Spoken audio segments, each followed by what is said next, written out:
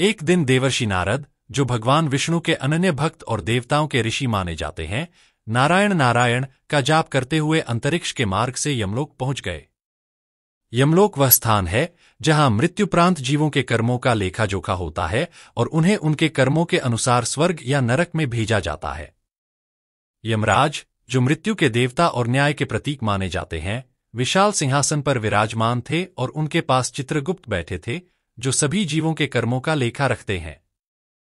देवर्षि नारद को आते देख यमराज ने तुरंत उठकर उनका स्वागत किया और प्रणाम करते हुए कहा, हे देवर्षि, आपके आगमन से यमपुरी धन्य हुई है। आप जैसे महान ऋषि का यहां आना हमारे लिए सौभाग्य की बात है। देवर्षि नारद ने यमराज को आशीर्वाद दिया और कहा, हे यमराज, मैं आपके पास एक विशेष कारण से आया हूं। मैं एक महत्वपूर्ण प्रश्न लेकर आया हूं, जिसका उत्तर मुझे आपसे चाहिए। यमराज, जो देवर्षि नारद की विद्वत्ता और उनके ज्ञान के प्रति सदैव आदर रखते थे, ने उनसे कहा, हे देवर्षि, आपके आगमन का अवश्य कोई विशेष कारण होगा। कृपया आप मेरे इस भाग्य को और भी महान बनाने के लिए अपने प्रश्न का उत्तर मांगे। मैं अपने सामर्थ्य के अनुसार आपके हर प्रश्न का उत्तर देने का प्रयास करूंगा। देवर्षि नारद ने यमराज से कहा, हे धर्मराज, आप मृत्यु और न्याय के देवता हैं। आप समस्त जीवों के पाप और पुण्य का लेखा जोखा रखते हैं। आपके पास सभी लोगों के प्राणियों के कर्मों का ज्ञान है और आप उनके कर्मों के आधार पर उन्हें दंडित या पुरस्कृत करते हैं। मैं आपके पास एक ऐसा प्रश्न लेकर आया हूं जो आज के समय में अत्यंत प्रासंगिक है। नारद जी ने यमराज से कहा, शास्त्रों के अनुसार एक पुरुष को केवल एक ही स्त्री से विवाह करना चाहिए और उसी से शारीरिक संबंध रखना चाहिए। किंतु मैंने यह भी देखा है कि कुछ पुरुष अनेक स्त्रियों से विवाह करते हैं और उनसे संबंध रखते हैं। क्या यह पाप नहीं है? क्या ऐसे पुरुषों को नरक में भेजा जाता है? क्या शास्त्रों में ऐसा कोई प्रावधान है जो इस प्रकार के व्यवहार को उचित ठहराता हो? कृपया आप मेरी इस शंका का समाधान करें। यमराज ने देवर्षि नारद की बात सुनकर कहा, हे देवर्षि, आपने जो प्रश्न उठाया है वह न केवल महत्वपूर्ण है बल्कि समस्त मानव जाति के कल्याण के लिए भी आवश्यक है। इस प्रश्न का उत्तर देने से पहले मैं आपको एक प्राचीन कथा सुनाना चाहता हूं। इस कथा के माध्यम से आपको आपके प्रश्न का पूर्ण और स्पष्ट उत्तर मिलेगा। प्राचीन काल की बात है, मध्य देश में एक अत्यंत शोभायमान नगरी थी। उस नगरी के राजा धर्मपाल थे, जो अपने गुण, बल और रूप के लिए प्रसिद्ध थे। धर्मपाल न केवल एक शक्तिशाली राजा थे बल्कि वे अत्यंत न्यायप्रिय और प्रजा के प्रति अपने कर्तव्यों के प्रति समर्पित थे। उनकी प्रजा उनके न्याय से अत्यंत संतुष्ट थी और धर्मपाल भी अपनी प्रजा की देखभाल में कोई कसर नहीं छोड़ते थे। धर्मपाल का राज्य समृद्ध था और उनके राज्य में सुख शांति का वातावरण था। धर्मपाल की पत्नी का नाम सुकन्या था। सुकन्या अत्यंत सुंदर, गुणवान और चरित्रवान थी। वे एक आदर्श पतिव्रता नारी थीं, जो अपने पति धर्मपाल से असीम प्रेम करती थीं। राजा और रानी दोनों ही अत्यंत दयालु स्वभाव के थे और वे नियमित रूप से यज्ञ, दान और धर्म कार्यों में लिप्त रहते थे। उनके जीवन में सब कुछ था, सिवाय एक संतान के। महाराज धर्मपाल और रानी सुकन्या का जीवन सुखमय था, लेकिन संतानहीनता के कारण वे दोनों अत्यंत दुखी थे।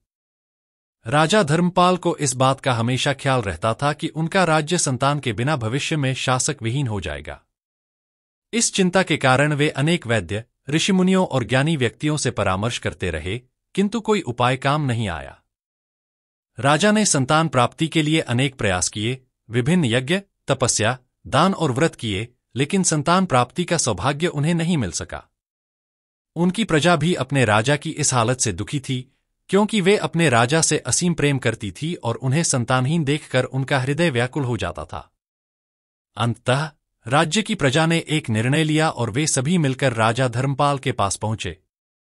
उन्होंने विनम्रता से राजा से कहा, हे महाराज, हम आपके दुख को समझते हैं और आपकी चिंता का हल निकालने के लिए यहां आए हैं। हम सभी चाहते हैं कि आप दूसरा विवाह करें ताकि इस राज्य को भविष्य में एक योग्य उत्तराधिकारी मिल सके। प्रजा की इस बात को सुनकर राजा धर्मपाल ने उत्तर दिया, हे मेरी प्रिय प्रजा, मैं आपके प्रेम और चिंता का आदर करता हूं, लेकिन मैं शास्त्रों के नियमों का पालन करने के लिए प्रतिबद्ध हूं। एक पुरुष को केवल एक ही स्त्री के प्रति निष्ठावान रहना चाहिए। अगर मैं दूसरा विवाह करूं तो मैं पाप का भागीदार बन जाऊंगा और मुझे नरक में जाना पड़ेगा। राजा धर्मपाल ने अपनी पत्नी सुकन्या के प्रति अपने प्रेम और निष्ठा को देखते हुए दूसरा विवाह करने से मना कर दिया।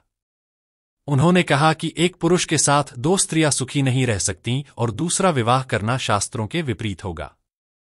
प्रजा राजा के इस निर्णय से असंतुष्ट थी, लेकिन उन्होंने राजा को और अधिक दुखी न करने के विचार से रानी सुकन्या से जाकर बात करने का निर्णय लिया। उन्होंने रानी से अनुरोध किया कि वे राजा को दूसरा विवाह करने के लिए मनाए। रानी सुकन्या, जो अपने पति से असीम प्रेम करती थीं, अपने पति की संतानहीनता से दुखी थीं, लेकिन वे यह भी जानती थीं कि राजा ने शास्त्रों का पालन करते हुए सही निर्णय लिया है। फिर भी प्रजा के आग्रह पर और राज्य की भलाई के लिए रानी सुकन्या ने अपने पति धर्मपाल के पास जाकर कहा, हे स्वामी, हमारे राज्य को भविष्य में एक उत्तराधिकारी की आवश्यकता होगी। मैं आपको दूसरा विवाह करने की अनुमति देती हूं। आपकी खुशी में ही मेरी खुशी है और मैं आपकी दूसरी पत्नी को अपनी बहन मानकर स्नेह दूंगी। कृपया आप संकोच न करें और दूसरा विवाह कर लें। राजा धर्मपाल ने रानी सुकन्या की इस बात को सुना, लेकिन उन्होंने कहा, हे प्रिय, मैं जानता हूं कि तुम मेरे दूसरे विवाह से संतुष्ट हो, लेकिन मुझे उस पाप से कौन बचाएगा जो एक स्त्री के होते हुए भी दूसरी स्त्री के साथ संबंध रखने से होता है। शास्त्रों के अनुसार यह पाप अक्षम्य है और मैं ऐसा घोर अनर्थ नहीं करना चाहता। उधर स्वर्गलोक में राजा धर्मपाल के पूर्वज इस घटनाक्रम को देख रहे थे।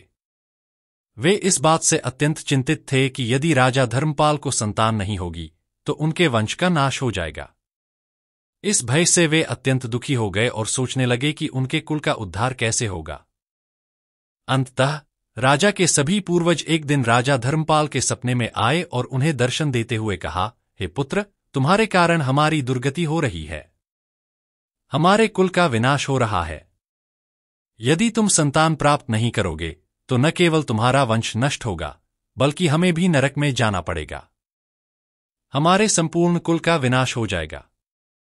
इसलिए हे पुत्र, हम तुमसे विनती करते हैं कि तुम दूसरा विवाह करो। पुत्र के बिना मनुष्य को सद्गति प्राप्त नहीं होती है। पुत्र ही अपने माता पिता का उद्धार करता है और उन्हें मोक्ष दिलाता है। जब वह श्राद्ध करता है तो हमारे पापों का नाश होता है और हमें स्वर्ग की प्राप्ति होती है। राजा धर्मपाल ने अपने पूर्वजों की बात सुनी, लेकिन वह अभी भी दुविधा में थे।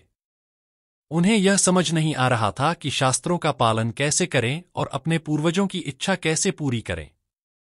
वे इस बात से अत्यंत दुखी हो गए और भगवान से मार्गदर्शन की प्रार्थना करने लगे। राजा धर्मपाल की प्रार्थना सुनकर यमराज साधु के रूप में राजा के दरबार में आए। उन्होंने राजा धर्मपाल से कहा, हे धर्मपाल, तुम्हारे पूर्वजों की प्रार्थना के कारण मैं यहां आया हूं। तुम्हारे सपने में जो उन्होंने कहा वह सत्य है। पुत्र के बिना तुम्हारी दुर्गति हो जाएगी और तुम्हें मोक्ष नहीं मिलेगा। शास्त्रों के अनुसार यदि किसी पुरुष की पत्नी उसे दूसरा विवाह करने की अनुमति देती है तो वह पुरुष दूसरा विवाह कर सकता है और इसमें कोई पाप नहीं है।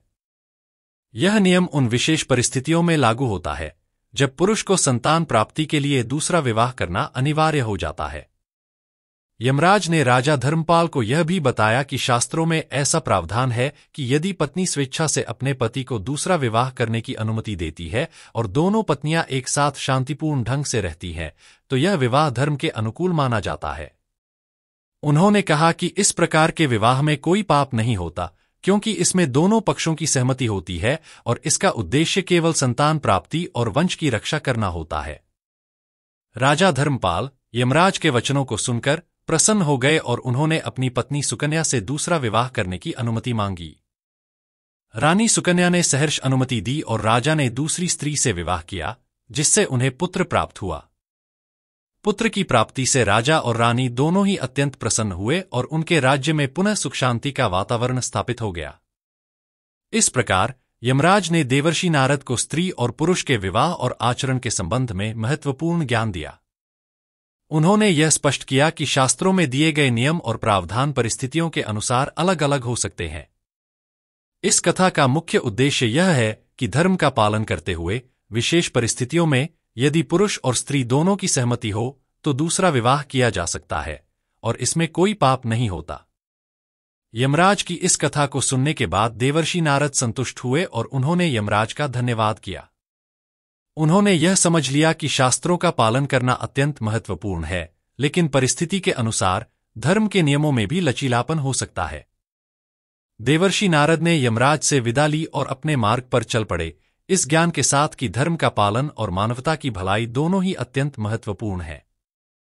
कथा के माध्यम से यह भी सिखाया गया कि संतानहीनता के मामले में जब एक से अधिक विवाह करने की आवश्यकता हो, तो यह सुनिश्चित करना चाहिए कि इस निर्णय से किसी को भी दुख न हो और सभी संबंधित पक्ष इसे सहर्ष स्वीकार करें।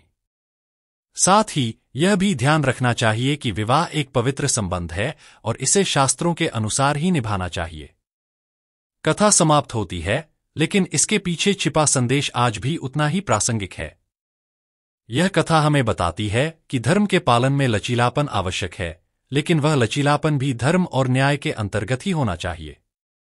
जीवन में आने वाली कठिन परिस्थितियों में हमें शास्त्रों का सही मार्गदर्शन लेना चाहिए और उसी के अनुसार अपने निर्णय लेने चाहिए। कथा का यह ज्ञान हमें सिखाता है कि जीवन में प्रेम, निष्ठा और न्याय के बिना धर्म का पालन अधूरा है।